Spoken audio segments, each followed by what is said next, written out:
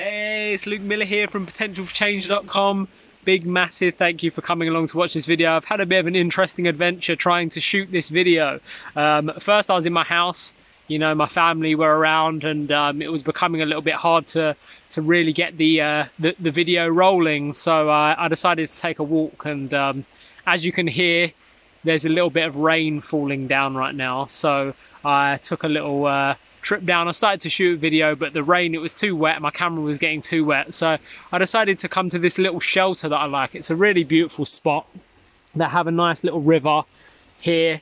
I come here from time to time. I can jump in the water and like swim in there. I mean, it's not very deep, but it's a really beautiful place, you know. I come here, it's like a little place of solitude where no one's ever here.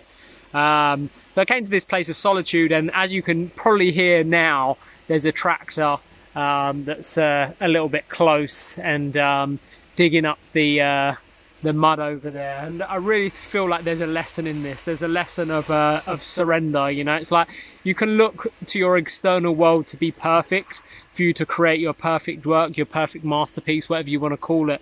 But ultimately, sometimes you just got to go with the flow. And yeah, like this river, like this beautiful river that's flowing next to me. You know, I just decided there might be a bit of noise in the background, a bit of rain and everything, but let's flow with it and see how it unfolds.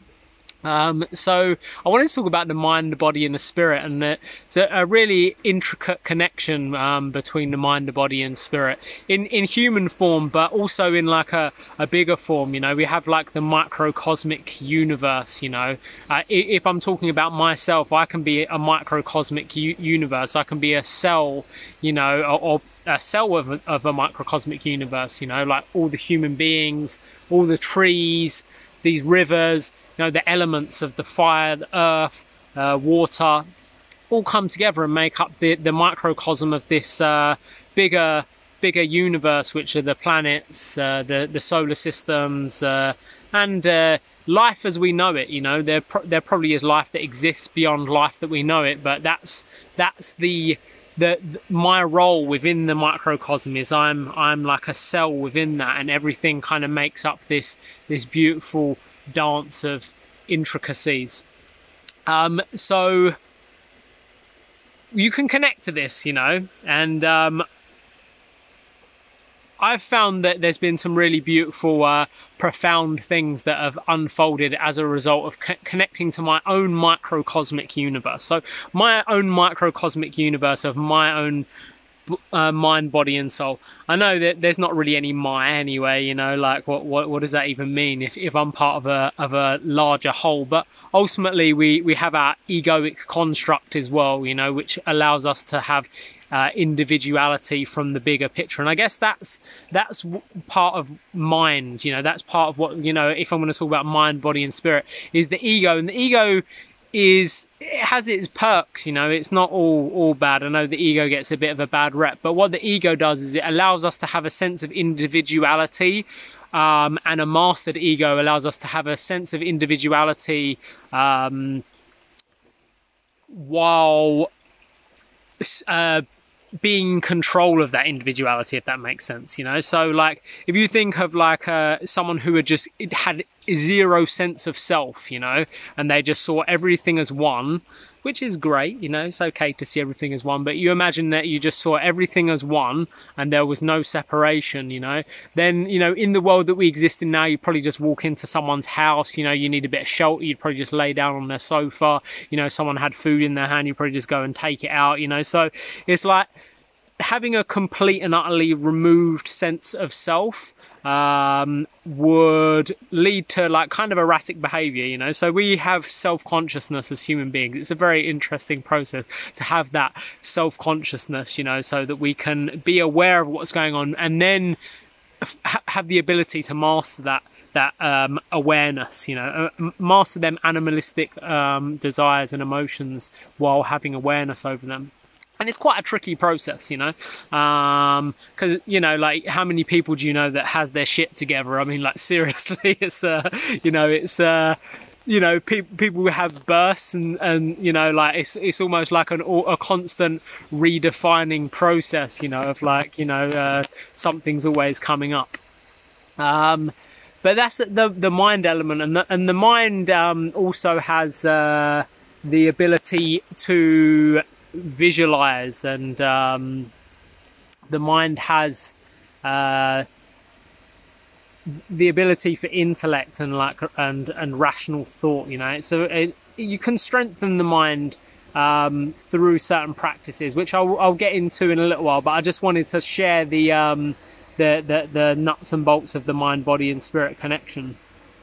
So the body, you know, again, like the mind and body often get a bad rep in spiritual communities, but the body is like your vessel, you know. It's your vessel that you need to be able to really channel magic. You know, if you don't have a strong body, you know, if you're sick all the time, then you're not going to be able to connect to that which is divine.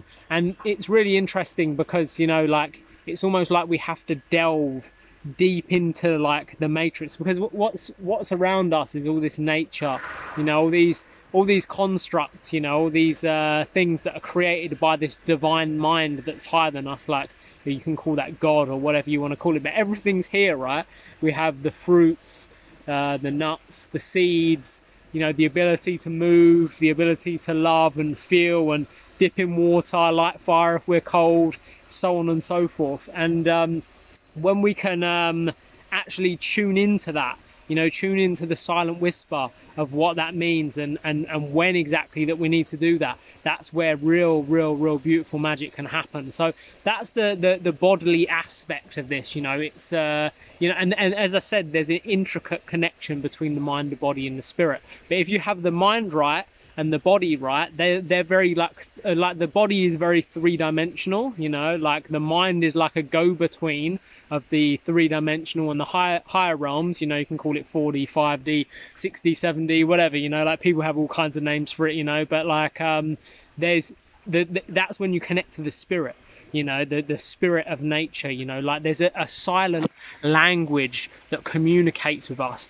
this divine, beautiful, magical language that speaks to us. And when we can tune into the intricacies of this beautiful language, that's where, you know, the magic really lies. You know, that's where we can unlock our true purpose, our true reasons for being here, our true gifts, and so on and so forth.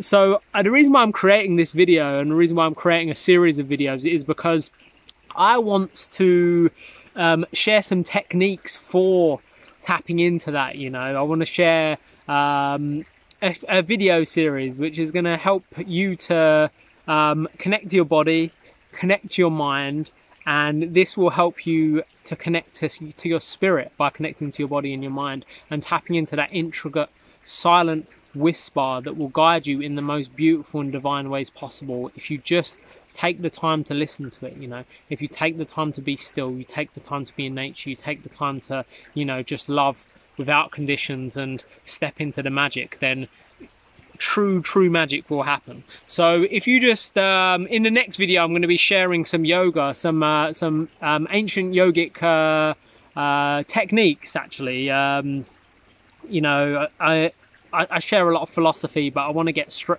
dive straight into some techniques. So it's going to be like 20 minutes or something, you know. That's what I'm envisioning, and it will just be a sequence of ancient Egyptian yoga postures that can help you to silence the mind, tune into the body, and connect to spirit. So I hope to see you on that video. I'm sending you so much love. One more time, the tractor's coming round, you know, just as a reminder that, you know, nothing is perfect in the external world, or everything's perfect in the external world. We can look at it either way, you know. Everything can be divine or nothing can be divine, you know, but the miracle's always here, the miracle's always around us. We just have to tap in, tune in to that love that we are. Sending you lots and lots of love and blessings, and I'll see you on the next video. Bye bye.